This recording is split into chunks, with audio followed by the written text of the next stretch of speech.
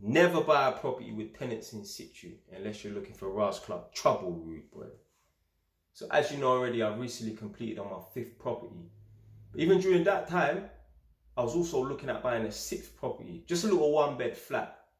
Now I put down an offer on a 1-bed flat, but I was also looking elsewhere because you never know what might happen. Like you can put down an offer on a property and then it falls through.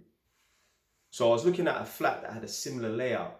The sort of layouts I'll go for are properties that have rooms that are all independent of each other, which means you don't have to walk through the living room to get to the kitchen. You don't have to walk through the bedroom to get to the bathroom, for example.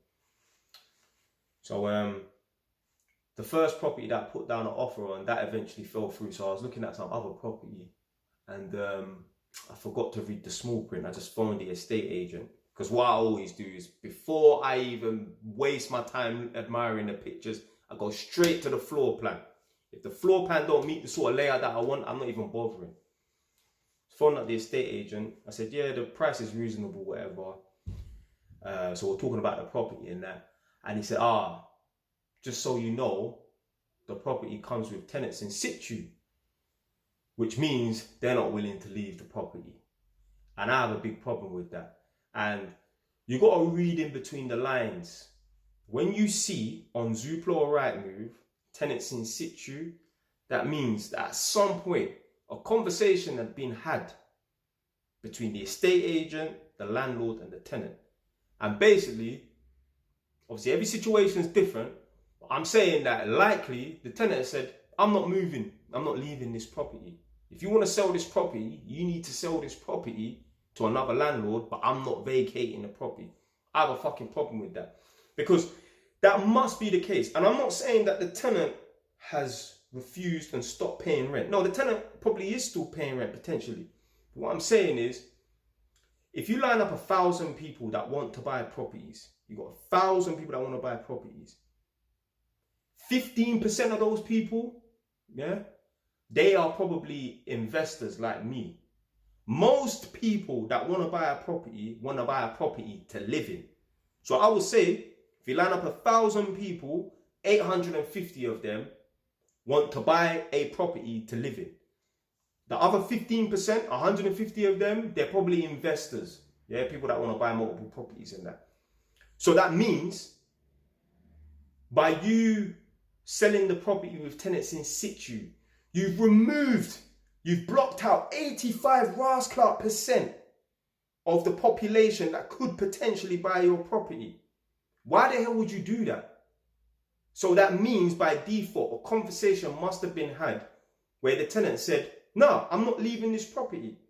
Funny enough, the property I just bought, my new house that I'll be moving to soon, they had to evict the previous tenant. He continued to pay rent, but he didn't want to move. So they had to evict him. I don't know how long it took, but the guy fucked up the property. I swear, I wish you could smell through the camera. The place did stink of cigarette. Any of you lot that have worked in social housing, you'll know what I'm talking about. Whether you're a carer, whether you're an electrician, whether you're a social worker, whether you're a plumber, gas engineer, don't matter. House property surveyor. You would have been in properties where the tenant has been a prolific smoker and the walls are now like a brownie colour. It just stinks of cigarette. There's all tobacco and nicotine stains on the wall and that, and ceilings and that. So the guy fucked up the property.